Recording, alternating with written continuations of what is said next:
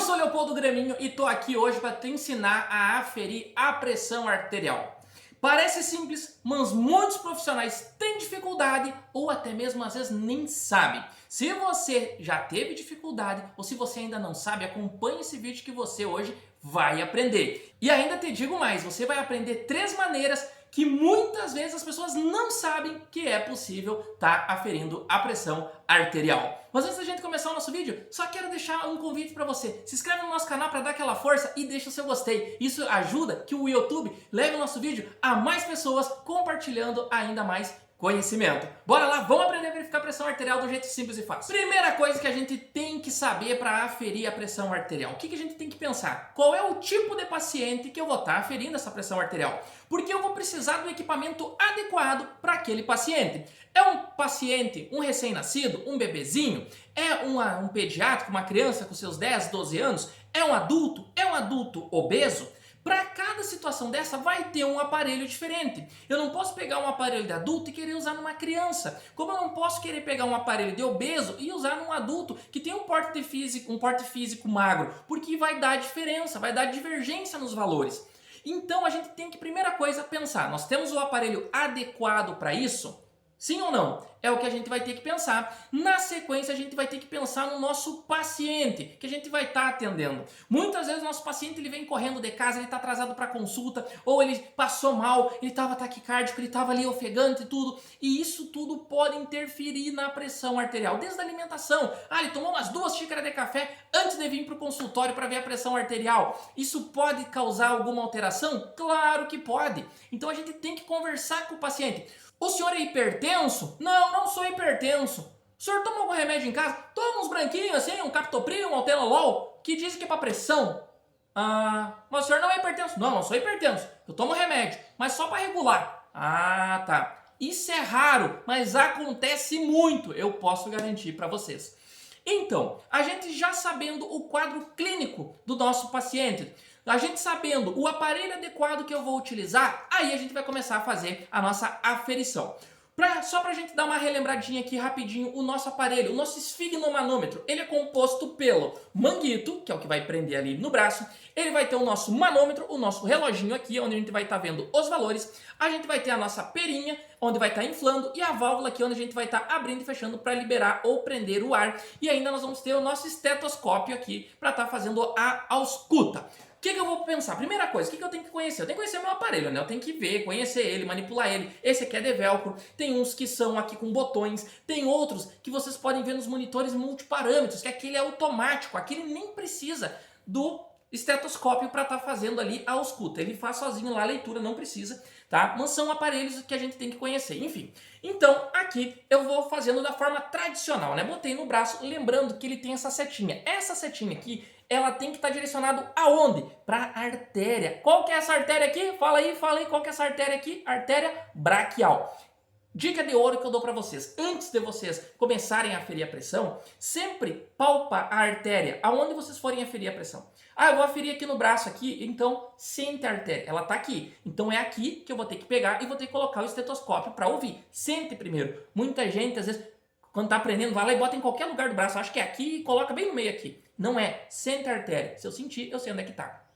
Beleza. Pra gente começar a aferir, então, eu tenho que saber até onde eu vou levar o meu ponteiro. Até onde eu vou fazer a minha aferição. Até onde eu vou inflar ele. Como é que eu vou fazer isso pra mim saber? O que vocês vão fazer? Vocês vão pegar e vão ficar segurando aqui, vão ficar sentindo o pulso. E vão começar a apertar a perinha aqui. Até vocês pararem de sentir o pulso. Quando viu que já não está mais sentindo o pulso, vocês vão pegar e vão olhar aqui no manômetro onde é que marcou. Eu parei de sentir o pulso, claro, né? Com uma mão eu estou inflando e com a outra eu estou sentindo aqui. Eu estou fazendo sozinho, então não tem como eu fazer as duas ao mesmo tempo.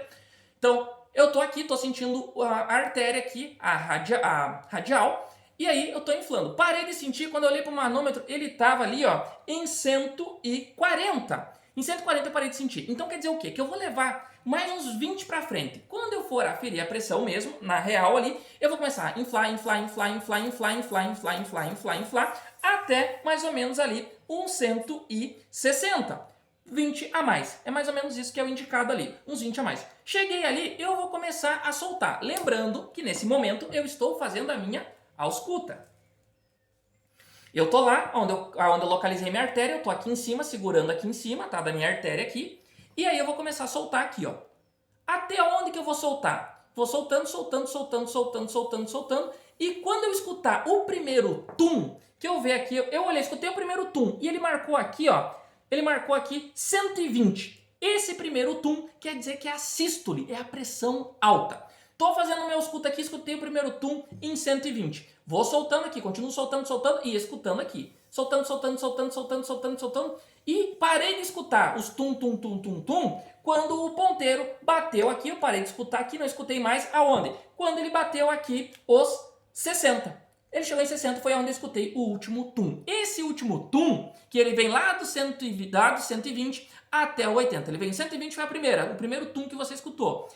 Lá no 60 foi o último, depois ali você não escutou mais o tum, tum, tum, tum, tum, tum. Então quer dizer o quê? Que o primeiro é a sístole e o último é a diástole. Sístole é a pressão alta, diástole é a pressão baixa. Então você tem 120 por 60. Então, se a gente for resumir, como o pessoal costuma resumir aí, o 12 por 6, né? 120 por 60 mmHg, milímetros por milímetros de mercúrio.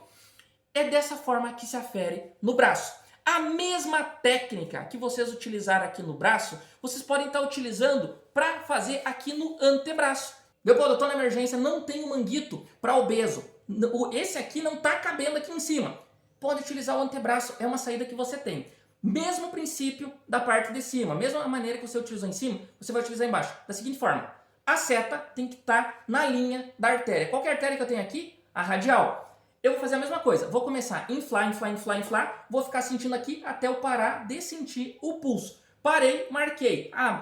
Parei de sentir ele lá em 160. Então eu vou até mais ou menos uns 180 e depois eu venho escutando os tum, tum, tum. Esses tum, tum, tums se chamam sons de Korotkov. Lembrando, onde é que eu vou escutar agora? Agora não vou escutar aqui mais, agora eu vou escutar lá na minha artéria radial. Estou escutando aqui. Lembrando que o primeiro tum é a sístole e o último é a diástole. E esses tum-tum-tums são os sons de Korotkov. Mesma coisa que eu fiz no braço, eu posso fazer na coxa. Daqui a pouco eu tenho um aparelho que é um pouquinho grande para uma criança. Eu posso aferir na coxa porque no braço não dá. Pode. É um recém-nascido. Eu posso aferir na coxa? Posso. É um bebezinho? Posso fazer na perninha? Na boa e velha canela? Posso. O que é importante lembrar? Que quando eu coloco na coxa, essa seta ela tem que estar indicada para a artéria. Qual que é a artéria que a gente vai utilizar? A gente vai colocar o aparelho no meio da coxa e vai estar utilizando a artéria poplítea, que passa atrás do joelho. Então ele vai ter que estar na posição que a artéria cruza e fazer a ausculta lá também, atrás do joelho. Se for lá na canela, eu vou estar colocando essa seta em direção na artéria pediosa. Dessa maneira você vai estar utilizando numa criança, pode ser utilizado num adulto. Um adulto pode fazer isso? Pode! E se é um adulto que não tem os dois braços, como é que eu vou fazer para aferir a pressão? Existe? Como tem casos de pessoas que não têm os dois braços e não têm as duas pernas. E aí como é que faz para aferir a pressão, Leopoldo? Coloca no pescoço? Só se for a sogra. Brincadeira, as sogrinhas que estão me assistindo, que são minhas seguidoras e inscritas aqui no canal. Brincadeira, tá? Mas numa situação onde a pessoa não tem os dois braços e as duas pernas, elas podem estar utilizando um recurso que aí é uma pressão arterial invasiva. Isso é o quê? É quando o médico passa um catéter dentro da artéria. E esse catéter ele vai passar por uma leitura, vai dar lá no aparelho, ele vai dizer a pressão média dessa pessoa. Então aí não se usa esse tipo de aparelho. É um catéter que vai dentro da artéria que ele vai dar a pressão média. Esse aparelho aqui ele faz uma verificação de pressão arterial não invasiva, mas existe a invasiva, tá? Então são mecanismos diferentes, mas tem maneira. Se a pessoa não tem os dois braços e as duas pernas, tem como aferir a pressão arterial dela também. Só que aí é de outra maneira, que é com catéter, e aí tem que ser feito por um médico. Beleza? Espero que vocês tenham aprendido, espero que vocês tenham gostado desse vídeo. Se você tiver dúvidas, perguntas ou quiser simplesmente dizer o que você achou do vídeo, deixa aqui nos comentários.